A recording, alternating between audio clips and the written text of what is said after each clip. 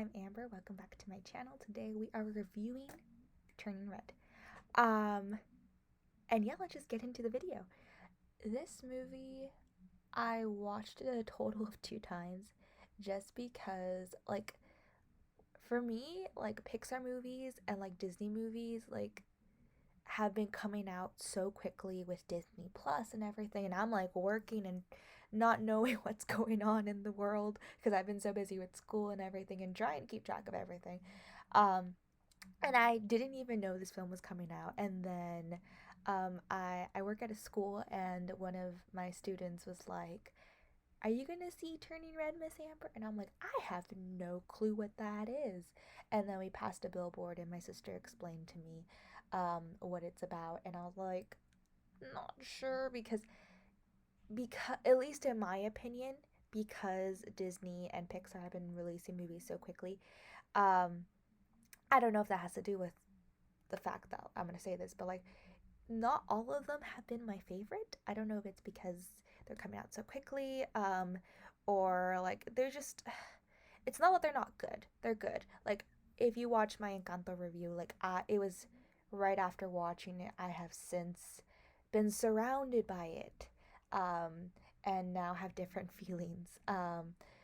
It's a part of your life every single day, or you've like been exposed to it more, and you start to like the songs, or you start to like resonate with it a little bit more. Like think your opinions start changing. That being said, I still don't love it, and me being of Hispanic culture, like that might come as a bit of a shocker. People are talking about how they're feeling represented and all this stuff, and I'm like, great, awesome.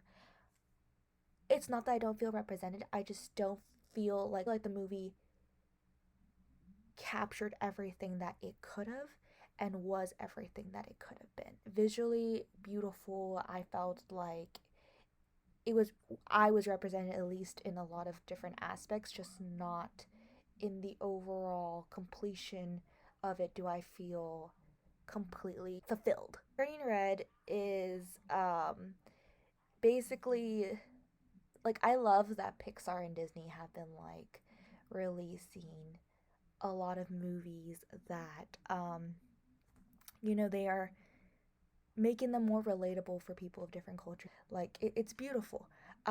There is some talk about that in more in-depth, like kind of like different opinion type of ways, but that's a different subject that I kind of want to get into, but I don't do a lot of like, well, I do, but then like a whole video of speaking about like that is something that maybe I want to do, but I was afraid to do before because like society, personal opinions, racial injustices, all these different things like, and it's sort of kind of what I'm going to be touching on right now, but not really.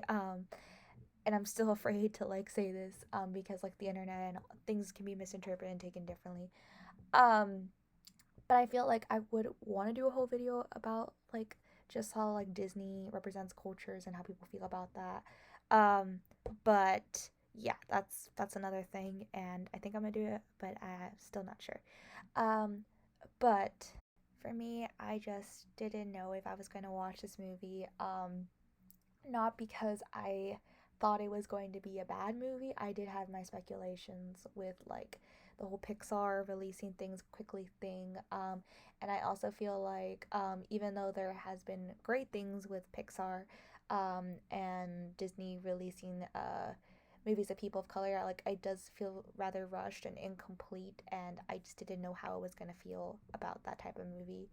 Um, and so also, I'm not really a big fan of like Chinese, Japanese, Korean uh, films or anime or stuff like that. Like, I am slightly, but I think that's more because of my upbringing and things that have nostalgic value to me. Like, I did watch some growing up, and like those I still love, and some like I will watch now, and some like I will give a chance and watch because they seem more of like the style that like I like of it.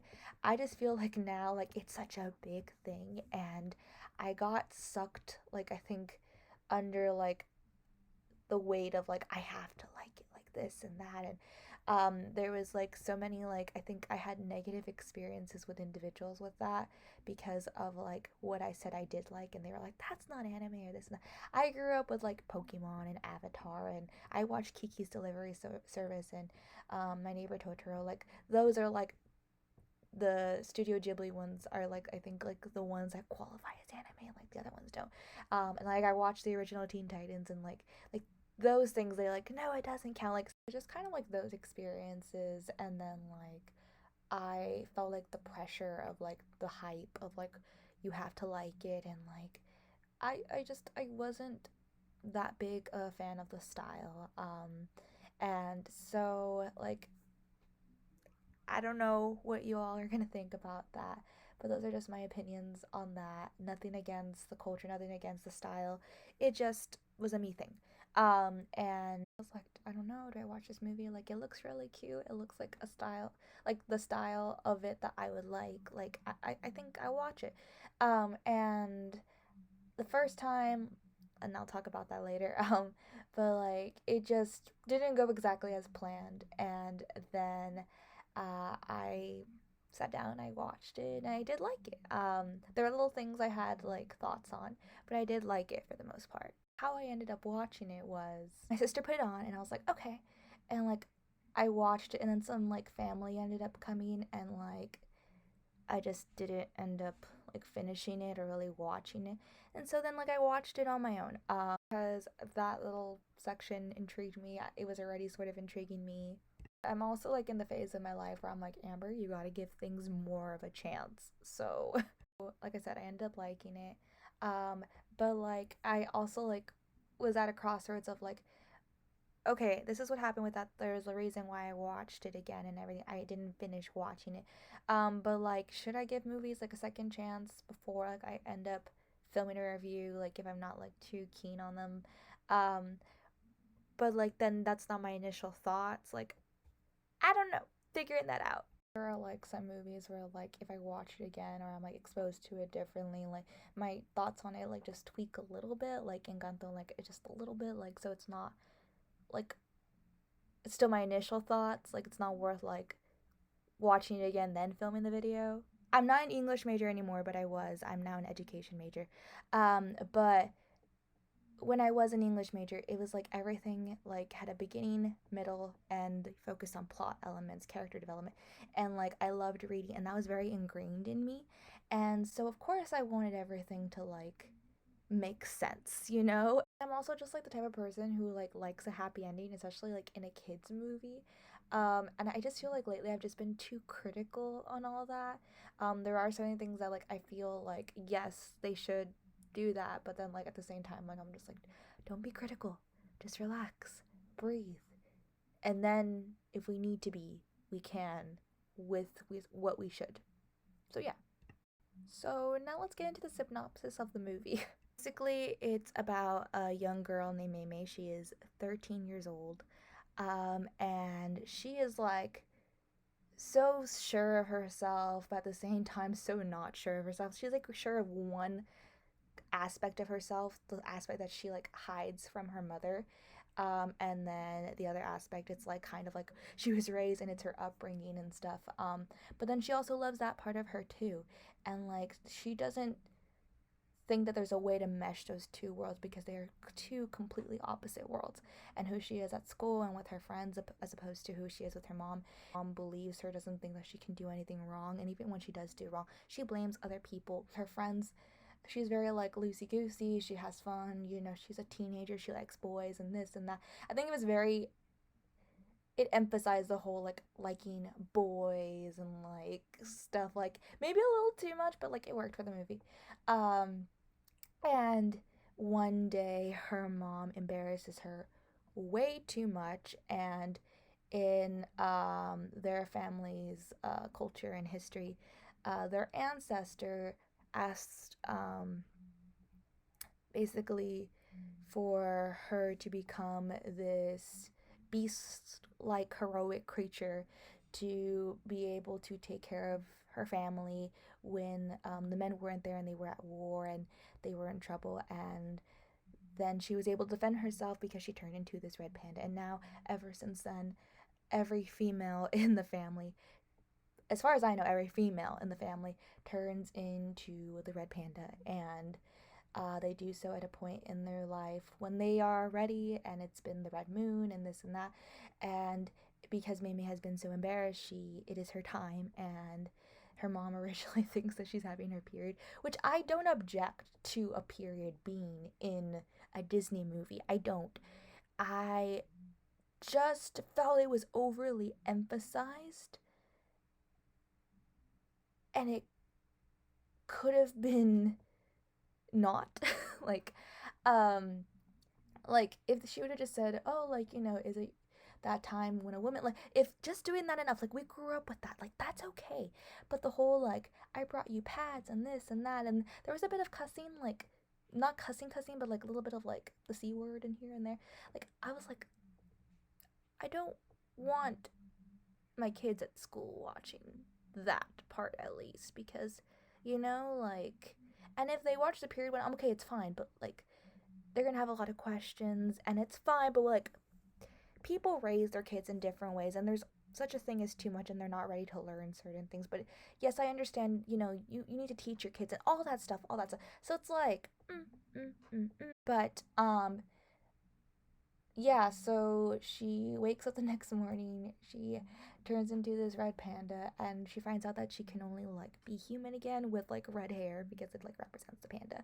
Um, when she's relaxed, and she figures out that she is really relaxed with her friends, and it's like this conflict which she never really tells her mom, but I guess her mom figures out that like she is most comfortable with her friends.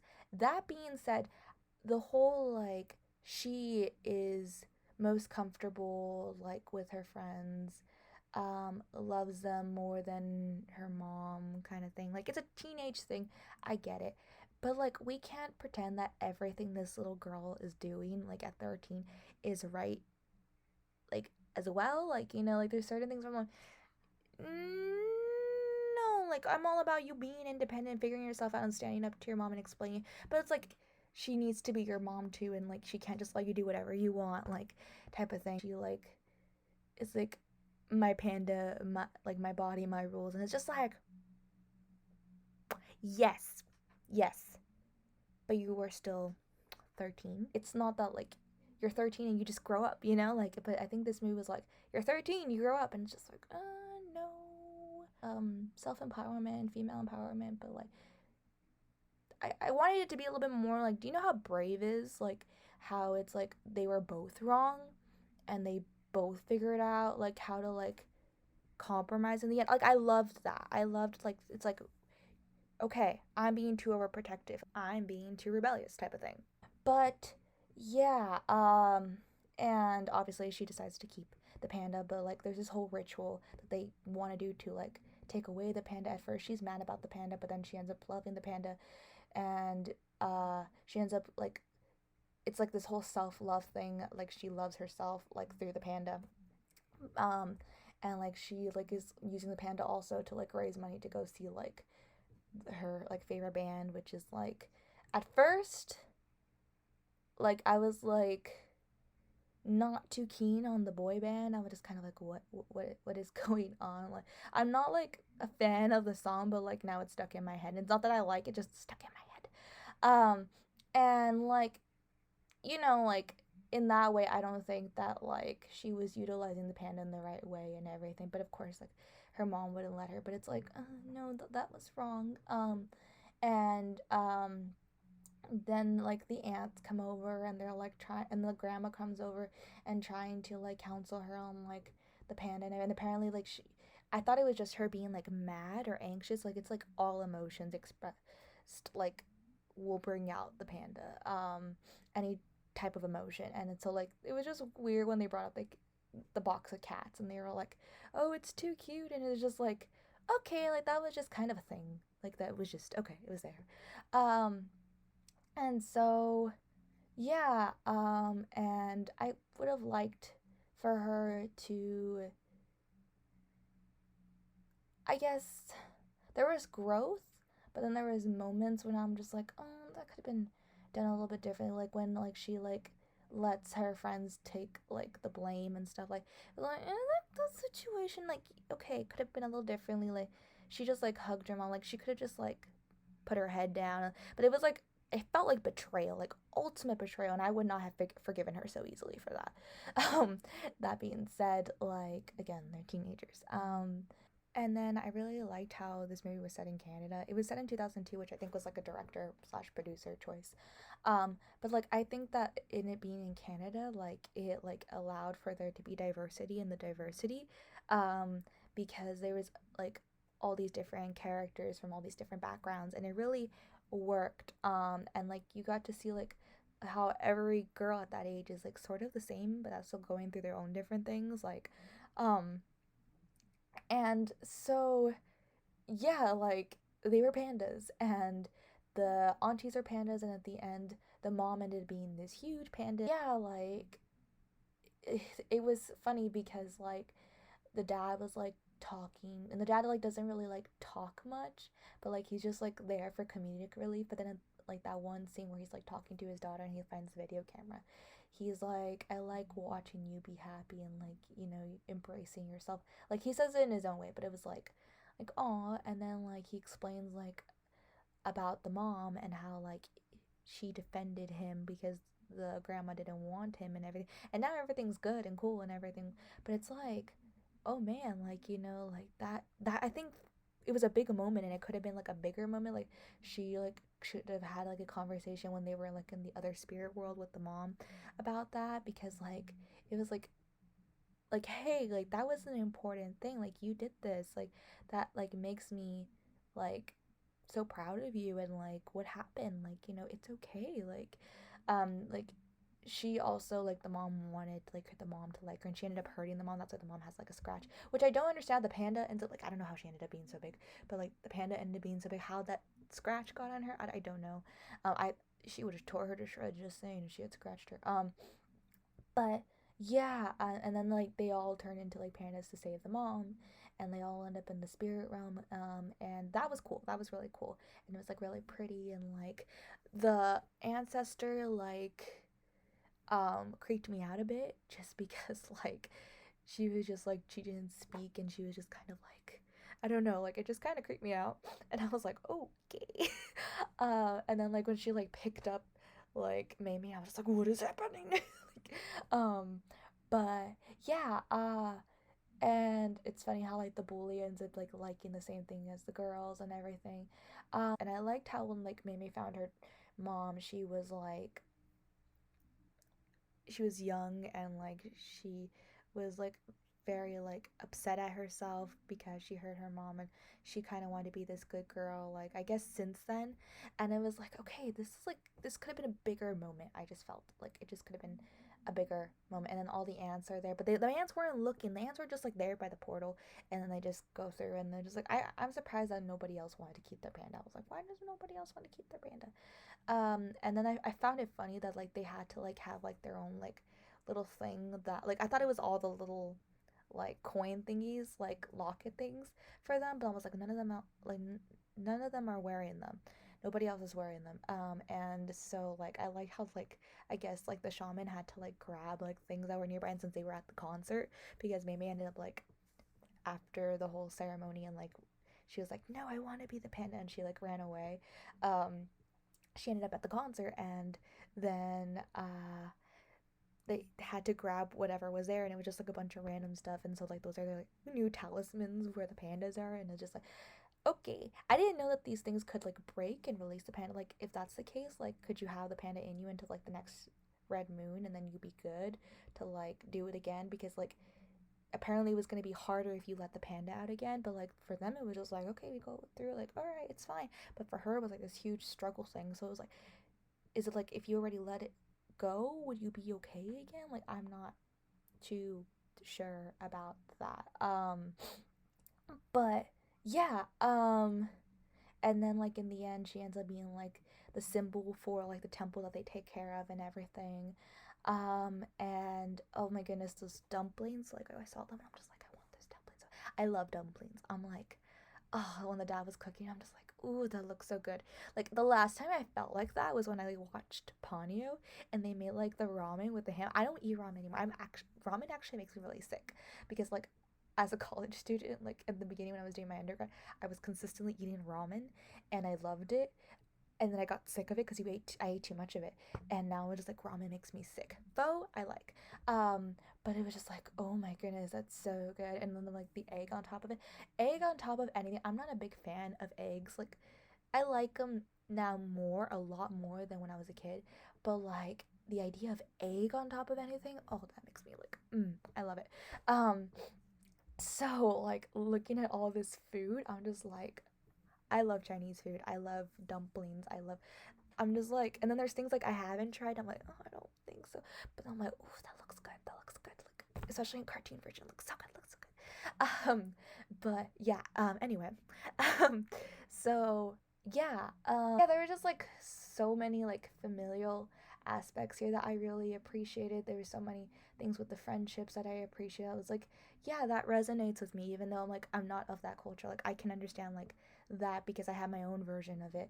So all in all, I did like the movie. I just felt like certain things could have been tweaked. But yeah, that's basically it. I do recommend that you watch this movie. I do think it's still a kids movie. I just think the whole could have been, but yeah, that's just me.